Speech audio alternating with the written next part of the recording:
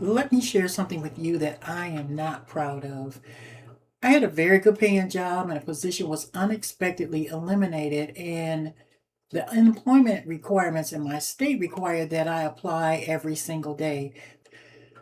I once applied for 47 jobs in 1 month and heard nothing, got no call back, nothing. Now, I did everything that I thought I was supposed to do. I had my resume, I had my cover letter. I looked at Indeed every single day, but nothing, crickets. Now, it's not until I actually stopped applying and started auditing what I was doing when things changed.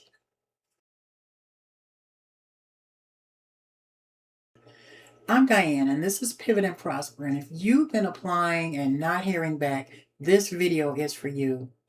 Before we get into any of the strategies, I want to introduce you to a woman who's going to walk alongside us today. Her name is Hagar, and if you know her story, you know that she was Sarah's handmaiden, and when she got pregnant with Sarah, hated her. She was rejected and despised even after following directions.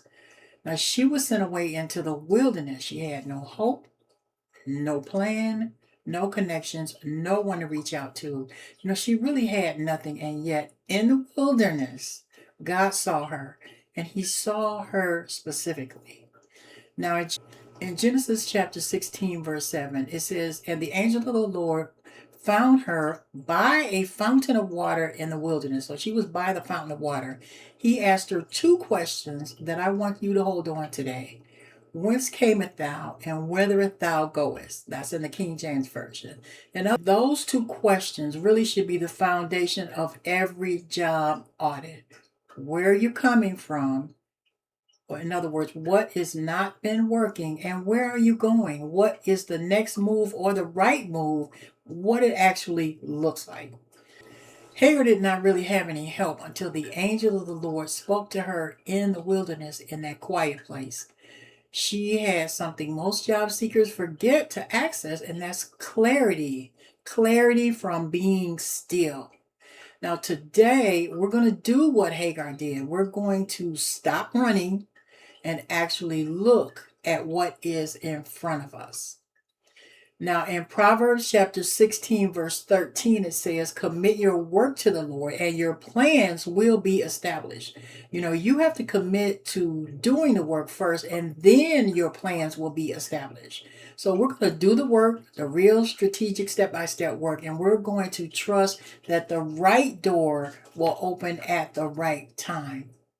Now, let's look at what actually is breaking your search. Problem number one is mass applying. I mentioned that before. Applying to 50 jobs in a week feels like you're being productive, but really it's not. And when you apply to everything, you tailor nothing. And when you tailor nothing, the ATS, that automated tracking system that filters out your resume, it filters you out before a human even sees it. So quality beats volume every time. So problem number two is duty language instead of results language.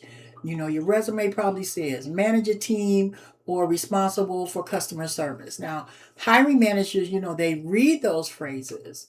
However, they just move on because it's not a results crafted answer. So when you're writing your resume out, when you're putting your job description down, you want to say something like led a team of six that reduced processing time maybe about 30%. Or you can say I trained a group of adults for in a service for their after school program, something to that effect. In other words, you have to give it some meat.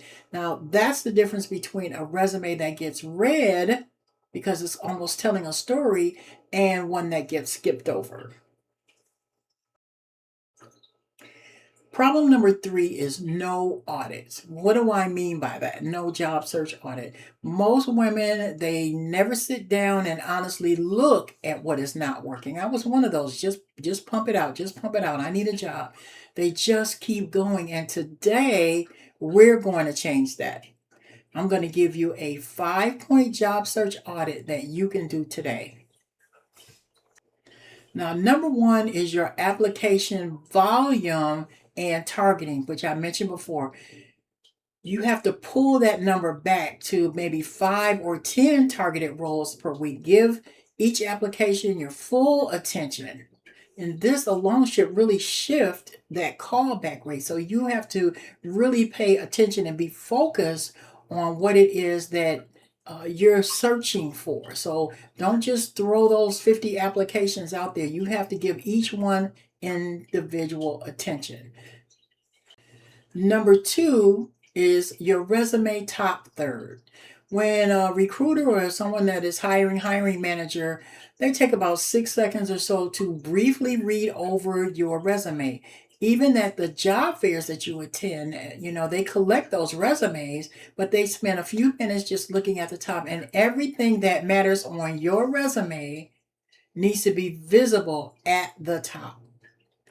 And that needs to be who you are, what you do, and what you produce.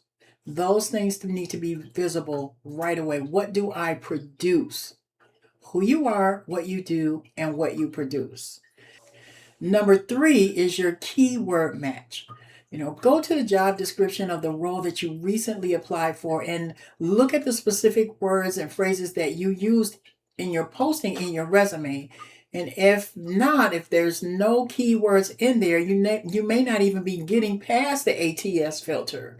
No matter how qualified you are, no matter what your experience is, if you don't use those keyword matches that's in the job description, you're not going to go very far because it's going to just bypass you right away. And that is why some of you are not really hearing back.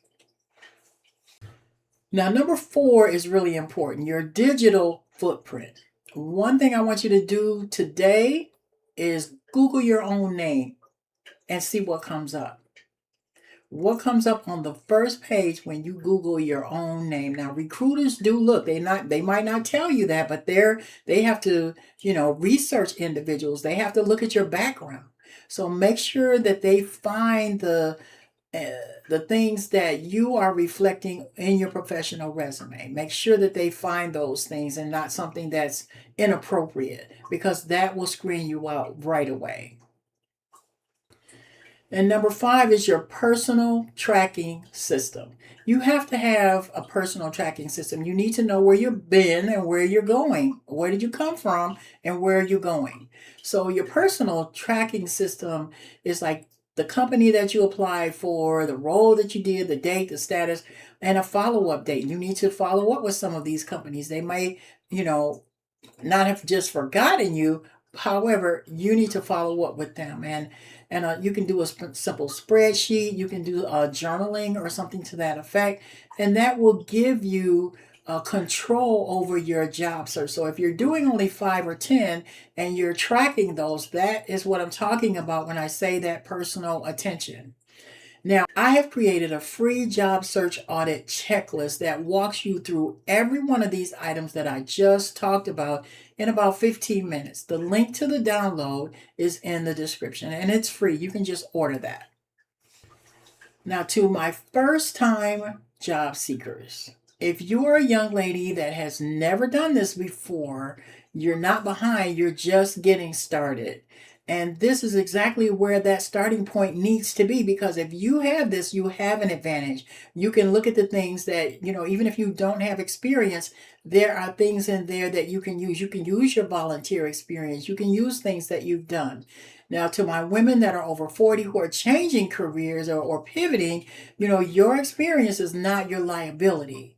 However, you need to understand and know what to do with it and where to place that. So when you apply for the positions that you're looking for, you'll have a strategy or a roadmap, like I like to say.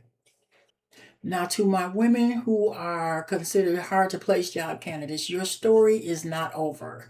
It is still being written. I've worked with women in the homeless shelter, out at the prisons. When you have a record or something that is hindering you, maybe you've gotten fired or let go, job closing, a gap in there. But if you're a hard to place candidate, your story is not ended.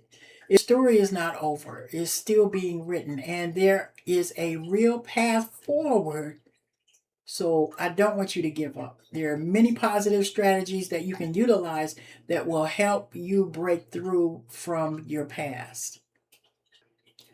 Like Hagar in the wilderness, you're not as far from the breakthrough as it feels right now.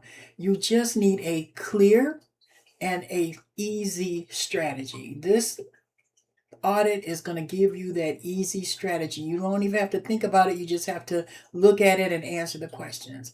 Now, in chapter 21, Hagar was sent away by Sarah a second time. Now, the first time she was by the water and the angel came to her and he sent her back.